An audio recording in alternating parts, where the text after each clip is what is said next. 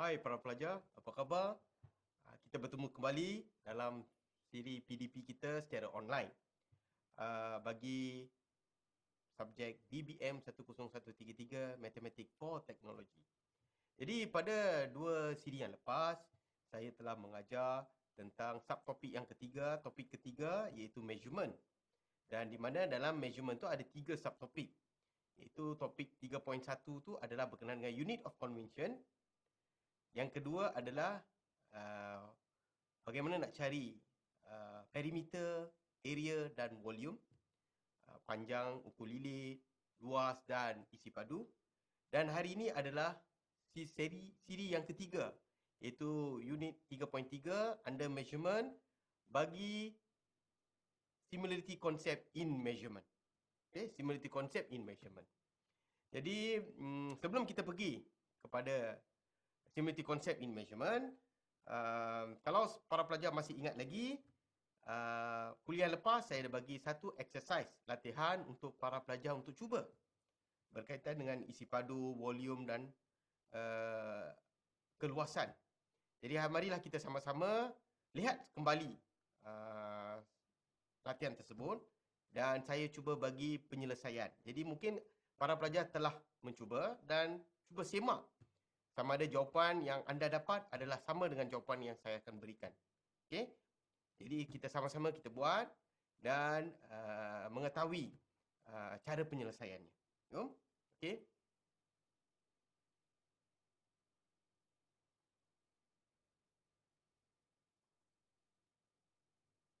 Okey, kalau kita lihat balik, saya recap balik.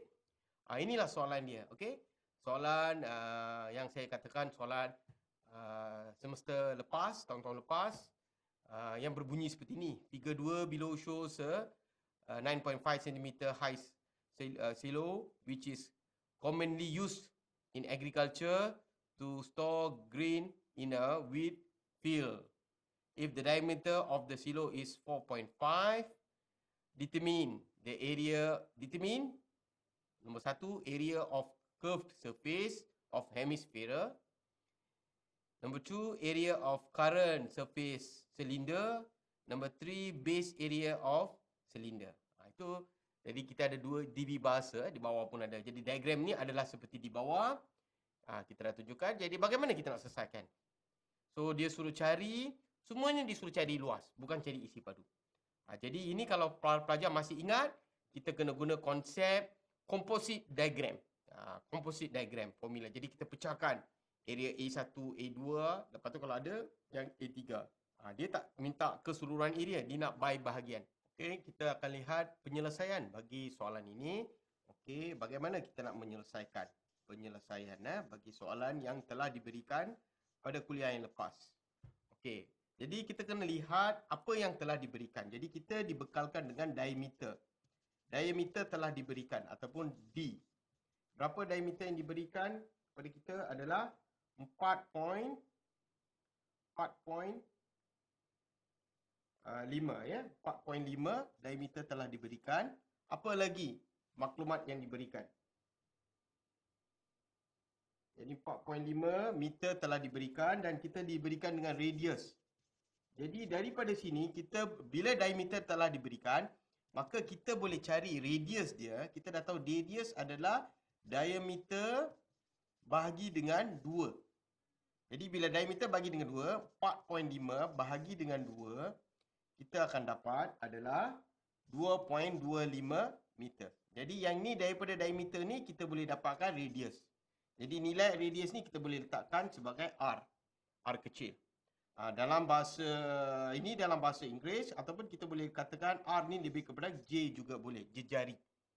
Jadi sama dengan 2.25. Jadi ini adalah step yang pertama kita perlu buat. Okey, dalam penyelesaian ni. Apa yang diberikan, kita dapatkan nilai R dulu. Okey. Yang seterusnya baru kita pergi kepada soalannya. Okey, so apa soalan minta bahagian A? Soalan meminta area of curved surface. Area of curved area of curved surface of hemisphere. Jadi kita kena tahu formula dia. Jadi formula dia adalah, kalau kita lihat formula dia adalah setengah darab dengan 4 pi r kuasa 2. Ini formula kita kena tahu. Curved surface. Jadi bila kita dah tahu formula, kita masukkan setengah kali 4 kali pi ni kita ganti 3.14. Pi ni kita ganti 3.14. Dan nilai R ni kita kali dengan R yang kita dapat tadi. Ini nilai R kita. 2.25 kuasa 2. Jadi apabila kita selesaikan, jadi bila kita nak menyelesaikan persamaan ini, kita selesaikan bahagian dalam kurungan kuasa 2 kali 3.14 kali 4. Lepas tu kita bahagikan semua ni dengan 2. Jadi jawapan yang akhir kita akan dapat adalah 31.82 meter persegi. Sebab persegi ni kena ada. Sebab ini yang menandakan dia adalah kita nak cari area persegi. Jadi inilah jawapan untuk bahagian A. Jadi yang pentingnya adalah di sini. Kita kena tahu formula dia. Kalau formula ni silap, maka susah nak dapat. Biasanya diberikan. Cuma kita kena tahu nilai R. R kita dapat daripada nilai sini. R di sini tak bagi. Tetapi dibagi diameter. Dia bagi diameter 4.5. Diameter diberi 4.5. Kita kena bahagi 2 untuk dapatkan 2.25. Jadi ini pemahaman kena penting. Ini bahagian pertama. Bahagian yang kedua. Bahagian kedua adalah berkaitan dengan apa yang diminta, area of curved surface of cylinder. Area of curved surface of cylinder. Ini adalah bahagian kedua. Jadi bila nak silinder ni kita kena tahu formula silinder. Formula dia adalah 2 pi RH. Jadi kita bila dah tahu formula dia 2 pi RH, kita boleh masukkan 2 darab dengan 3.14 mewakili pi. R adalah 2.25 dan nilai H diberikan. Kalau kita lihat diberikan 9.6 ketinggian dia. Masukkan 9.6 yang telah diberikan dalam soalan tersebut. Dan apabila kita selesai, kita akan dapat 135.77 meter persegi. Ini adalah jawapan bagi area of curved surface of cylinder. Jadi cukup mudah bila kita kena tahu formula dan kita masukkan nilai saja. Jadi kalau sekiranya para pelajar silap di sini, tidak dibagikan 2 radius tersebut, maka keseluruhan jawapan adalah salah. Jadi di situlah pemahaman lebih penting. Ukur lilit bagi 2 dapat radius. Kalau dapat radius nak cari ukur lilit kali 2. Antara bahagi 2 dan kali 2. Biasanya kita bahagi 2 lah. Dan akhir sekali kita lihat bahagian C. Kehendak soalan bahagian C. Iaitu area, base area. Base area of cylinder. Base area of cylinder. Jadi kita juga base area ni bahagian bawah silinder. Formula dia sebab bawah ni adalah formula bulatan. Pi r kuasa 2. Jadi pi r kuasa 2 ni senang saja. Pi ni kita ganti dengan 3.14 darab dengan 2.25 kuasa 2. Jadi apabila kita pecahkan ini kita dapat 15.91 meter persegi. Inilah jawapannya. Jadi beginilah penyelesaian step by step. Sekiranya diminta soalan tambahan, diminta jumlah keluasan. Sekiranya diminta jumlah keluasan silo. Jadi kita boleh kata jumlah keluasan silo ialah, okey, kita kena luas bahagian A campur dengan luas bahagian B campur dengan luas bahagian C. Jadi kita masukkan luas bahagian A tadi kita dapat berapa? Kita dapat 31.82 meter persegi. Luas bahagian B kita dapat luas bahagian B 135.77 meter persegi. Dan luas bahagian C kita dapat 15.91 meter persegi. Jadi apabila kita campur semua ni, jadi apa yang kita akan dapat? Jadi kita campurkan semua ni untuk mendapatkan satu nilai yang boleh kita dapatkan untuk memberi jawapan di sini. Jadi biasanya kalau kita gunakan sama secara tonggak ataupun secara menggunakan kalkulator dan sebagainya, maka saya gunakan kalkulator. Kita sama-sama menyelesaikan persamaan ini supaya boleh mendapat satu jawapan. Okey, jadi jumlahnya adalah sekitar 183.5 meter persegi. Ini adalah jumlah keseluruhan. Jumlah keseluruhan silo tersebut. Okey. Tetapi dalam soalan tak tanya. Tetapi sekiranya ada soalan tambahan, kita campurkan semua apa yang kita dapat. Jadi inilah cara penyelesaian bagi latihan yang telah saya berikan pada kuliah yang lepas. Okey. Saya harap para pelajar mencuba. Sekiranya ada kesilapan, tolong baiki dengan jawapan yang telah diberikan. Okey. Sekiranya pelajar tak cuba, maka susahlah. Jadi kata pepatah Melayu, tak kenal maka tak cinta. Jadi kita kena buat. Kita kena kenal orang baru kita boleh cinta. Jadi kita kena buat baru kita boleh tahu masalah teknik untuk menjawab dan menyelesaikan masalah matematik. Okey? Okey. Jadi kita teruskan dengan kuliah kita pada sesi ini, iaitu similarity of in measurement. Okey. Kita ni teruskan dengan kuliah kita. Jadi dalam kuliah kita similarity in measurement ni, saya lebih kepada YouTube yang saya cari dan ada banyak penerangan diterangkan bagaimana kita boleh dapat. Jadi similarity konsep ni lebih kepada kita ada dua objek. Satu objek kecil, satu objek besar. Tetapi rupanya sama. Tetapi skala yang berlainan. Contohnya kalau kita beli kereta mainan macam F1. Jadi kereta mainan ini mengatakan dia skala 1:40. Contohnya. Jadi saiz sebenarnya 40. Tetapi dia hanya 1 daripada 40. Jadi kecil objek dia. Bila kita besarkan jadi 40. Jadi itulah saiz sebenarnya.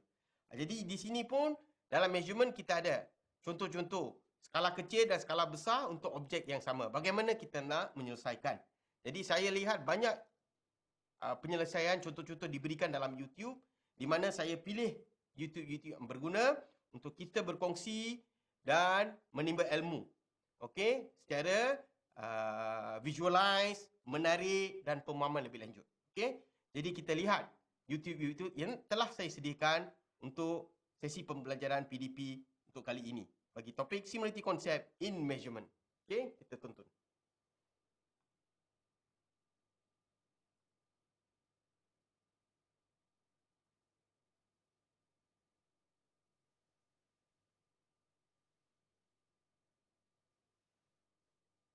Okey, kita lihat. Jadi example 1. Jadi dalam maths guide ni, okey, kita lihat. Ada dua objek. Okey. Objek K, S dan T, X, Y dan Z ataupun Z.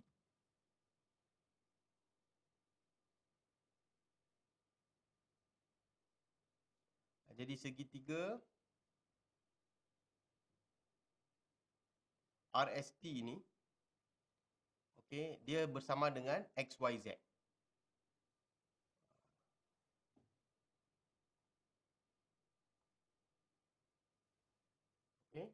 Jadi similar statement help us determine which angles are sides correspondent. Jadi tengok satu besar satu kecil. Tetapi sudut yang sama, tetapi objek yang sama tetapi dia punya abjad dia berlainan. Jadi similar triangles property. Okey. Jadi nilai R adalah sama untuk nilai X kita. Nilai S adalah sama dengan Y. Okey. Dan nilai sudut pada T akan sama dengan sudut DZ. Jadi kedudukan dan sudut dia adalah sama. Dia similar. Itu konsep pertama. Okey. Okey, yang kedua, similar triangles ni, ini dia makan konsep similar triangles. Okey, yang kedua, kita lihat dalam video tersebut. Okey. Andainya diberikan jarak 1,15, 1,5. Yang besar ni jarak R ke T adalah 15, X ke Z adalah 5. Dan YZ dibagi 4, disuruh cari ST ni berapa. Jadi bagaimana kita boleh carikan ratio dia? Dia akan tunjukkan penyelesaian di sini.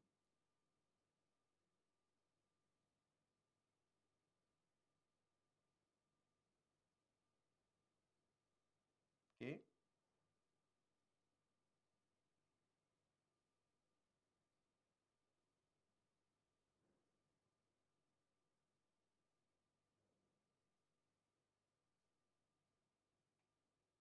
Okay, 15 bahagi dengan 5. Kerana dia sama kan? Tadi sebab kalau RT 15, XZ 5. So dibahagi, besar bagi kecil. Dan R bagi dengan 4. Jadi daripada situ kita boleh dapat. Okey. Dia buat ratio yang sama kerana dia sudut yang sama, kedudukan yang sama, similar object. Jadi apabila kita darab silang, 15 darab 4 dapat 60 bahagi dengan 5. 5R sama dengan 15 kali 4 tu 60. Jadi R sama dengan 60 bagi 5 dapat 12. Jadi nilai R adalah 12. Beginilah cara penyelesaian bagi similarity figures yang objeknya adalah sama, sudut pun adalah sama. Nak tengok sesending dia atau panjang dia. Inilah cara dia. Kita kena lihat kepada nisbah ratio. Ini example yang kedua. Okay. Apabila kita ada pokok dengan orang, kita nak tengok ketinggian dan jarak di antara. Kita lihat.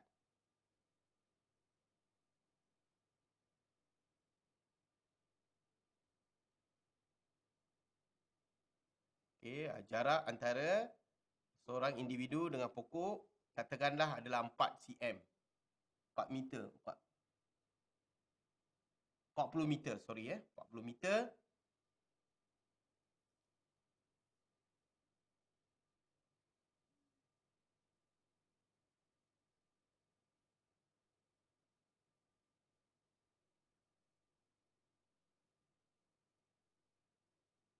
Ketinggian dia adalah 2 meter.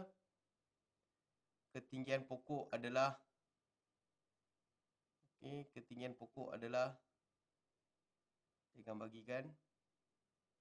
Dia mungkin disuruh kita cari ketinggian pokok. Kita nak cari nilai H tu. Jadi ketinggian seorang individu dengan jaraknya 5 meter, ketinggian dia 2 meter. Itu adalah segitiga yang kecil. Untuk segitiga yang besar, ketinggian dia adalah berapa kita nak cari. Dan jarak kita kena carikan. Jadi bagaimana kita nak carikan nilai H? Di sini akan diberikan cara-cara. So, video ni sangat berguna bagaimana kita nak interpretasikan gambaran yang diberikan, lakaran yang diberikan untuk mencari nilai ketinggian.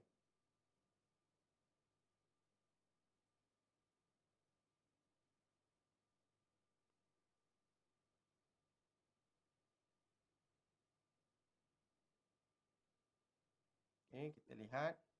when the two triangles have two pairs of congruent angles, and the third pair also has to be congruent. Jadi dia kena nilai yang lebih kurang sama. Jadi ini penyelesaian dia. Okey, kita lihat. H dengan 2 sebab ketinggian dia. H tu ada ketinggian. Okey, lepas tu jarak dia 40 dengan 5. Okey. Okey, yang besar duduk di atas. Jadi kita dapat 5H big triangle and small triangle.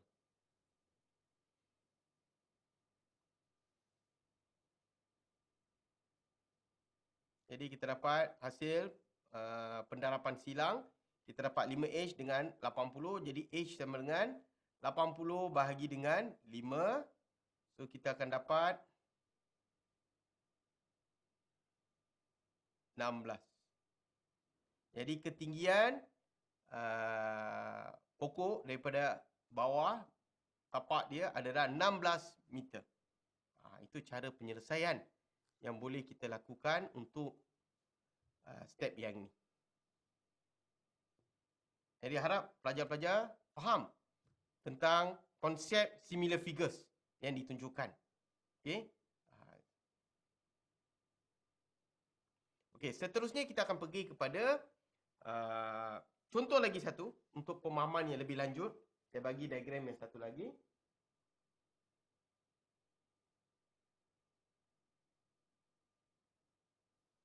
Okay. Now let's solve a problem using indirect measurement.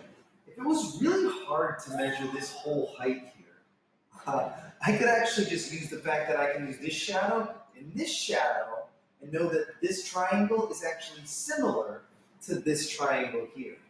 So let's take H and put it over 6. Set that equal 5 over 2. 5 over 2. Now I can simply cross multiply these guys, and I will get H times 2 equals 6 times 5. H times 2 is 30. Divide by 2, divide by 2. H ends up equaling 15. So I can find out that the height of this cactus is actually 15 without even measuring it. Jadi ini adalah konsep seperti video yang pertama, tetapi konsep yang sama. Jadi ini adalah contoh yang kedua. Jadi sama juga, sekiranya ada unit, kita kena letakkan 15 meter sebab dia panjang. Kalau tidak diberikan unit, kita maintain sebagai 15 sahaja. Seterusnya kita tengok satu lagi YouTube. Yang ini kita nak lihat lebih kepada shape B are mathematically similar. Shape A volume dia. there are 4 centimeters, shape B 10 centimeters. We're told shape A has a volume of 60 centimeters cubed. What is the volume of shape B?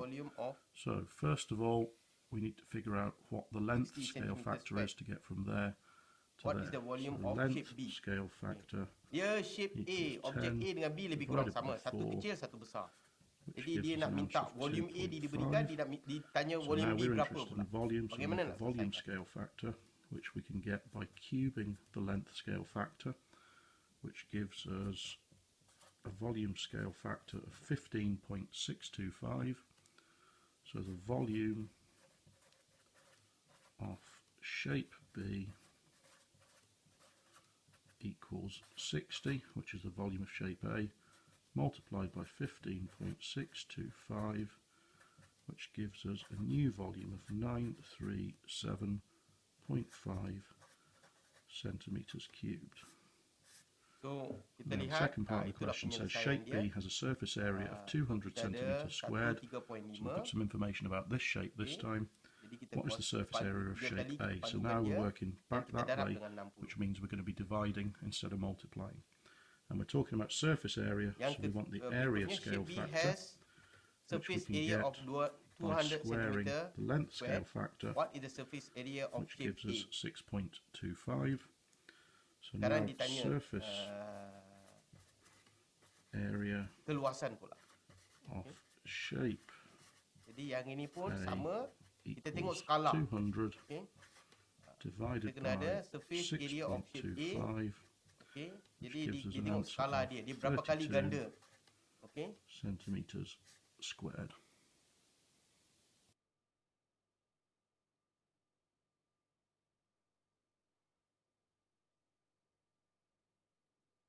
Okey, jadi dia dapat nilai dia 32 cm.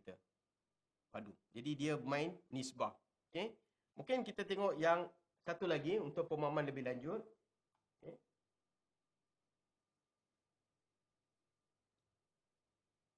Okey, ini similar shapes, length, area and volume. The scale factor for length, area and volume is not the same. So in this example, I've got two cubes. The scale factor for length, so length scale factor, I just write SF. Length scale factor, well, we go from 1 to 2, so it's 2. The scale factor for length, you times by 2 to go to the big shape, divide by 2 to go back. But for area, let's consider the area of the face. So the area of the front of this shape, it's 1 times 1. So the area is 1 times 1, which is 1 centimeter squared. But the area for this shape, the front of this shape, is 2 times 2, and that's 4 centimeters squared. So the area scale factor is actually, it's squared, it's 2 squared, which is 4. So the scale factor for length is times 2, and that means the scale factor for area is times 2 squared, so it's times 4. And for volume, well, the volume of this shape would be 1 times 1 times 1, which would be 1 centimeter cubed. And the volume for this shape would be 2 times 2 times 2, which is 8 centimeters cubed. So the scale factor for volume scale factor is 2 cubed, which is 8. So the scale factor for area is squared, and the scale factor for volume is cubed. So when you've got your normal scale factor, if you want to find the area scale factor, you square it. If you want to find the volume scale factor, you cube it. You cube your normal scale factor. And that's how you are able to work out these questions. So let's have a look at one. We've got two similar cones. Cone A has a radius of 5, and cone B has a radius of 15. So we know the length scale factor, the scale factor for length scale factor, is 15 over 5, which is 3. So the scale factor for length is 3. The volume of cone A is 200. Work out the volume for cone B. So what you don't do is multiply the volume by 3, because that's not the scale factor for volume. The scale factor for volume scale factor, is 3 cubed. Because it's volume, it's cubed, and that is 27. So what we've got to do to change this volume, we've got to get the 200, we've got to multiply by the volume scale factor, which is 3 cubed, so times 27. So 2 times 27 is 54, and then we add on the 2 zeros, so we've got 5,400 centimeters cubed.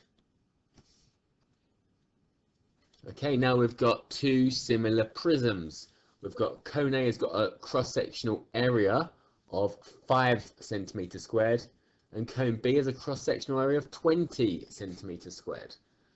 We've got to do a volume calculation, but the first thing we've got to do is work out the scale factor.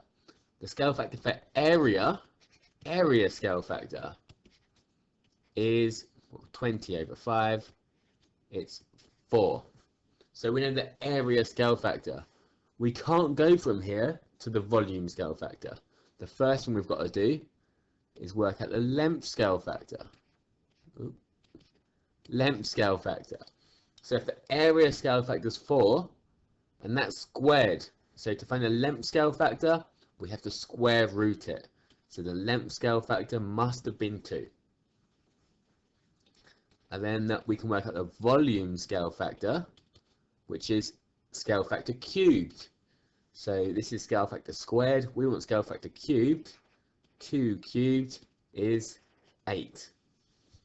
So we want to go from the big shape to the little shape.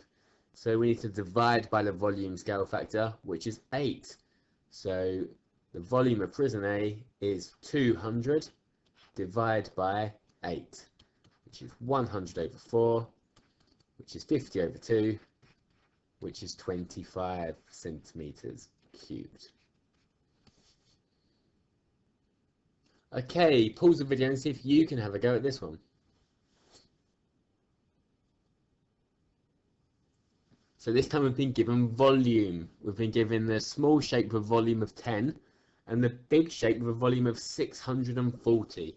So we'll work out the volume scale factor first, which would be 640 over 10, which is 64. But we know that that is scale factor cubed. So to find the length scale factor, we have to cube root 64. And that will give me 4. So 4 times 4 times 4 is 64. So the cube root of 64 is 4. So that's the length scale factor. And then we need to go from the little shape to big shape. So we're going to times by 4. So 2 times 4 is 8 centimeters. So the width of cuboid B is 8 centimeters. Okey, jadi apa yang kita lihat dalam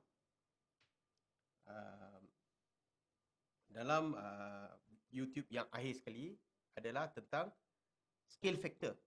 Dinamakan scale factor.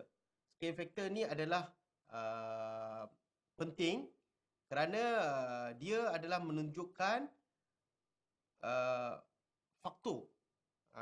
Contohnya faktor berapa diperbesarkan atau diperkecilkan. Jadi kita ada length, kita ada scale factor, kita adakan length scale factor, kita ada area scale factor dan kita ada volume scale factor. Okey. Jadi biasanya ini contohnya kalau kita bagikan 2. Okey. Jadi untuk area dia akan jadi 2 kuasa 2 kerana kita area ni meter persegi ada kuasa 2. Jadi dia akan jadi 4. Jadi sekiranya volume dia ada kuasa 3. Okey. Jadi dia akan jadi 2 kuasa 3 akan jadi skala faktor dia 8. Jadi yang pentingnya kita kena cari yang asas dulu. Berapa? Lepas tu kita kuasa 2 dan kuasa 3. Faktor. Biasanya ini kita rumuskan daripada soalan yang diberikan. Contohnya dikatakan 10 cm persegi. 10 cm persegi dengan panjangnya 5 cm. Jadi skala faktor kita boleh katakan area scale factor sama dengan 10 bagi dengan 5. So kita dapat 2. Jadi daripada situ kita boleh dapatkan yang seterusnya. Jadi kita kena faham scale factor untuk similarity of object in measurement. Jadi dalam sesi tutorial nanti kita akan bagikan beberapa soalan berlandaskan kepada scale factor ni. Okey. Yang pentingnya YouTube nombor 1 dan 2 dia terangkan tentang konsep ketinggian pokok, objek dan sebagainya. Itu adalah penting. Yang lain kita akan buat latihan. Okey. Jadi untuk sesi ini dan sesi akhir untuk measurement adalah setakat sini sahaja dan saya menyarankan para pelajar membuat lebih banyak latihan dalam topik ini. Ada banyak buku-buku rujukan di library, di perpustakaan, di media massa. Even boleh menonton YouTube akademikan.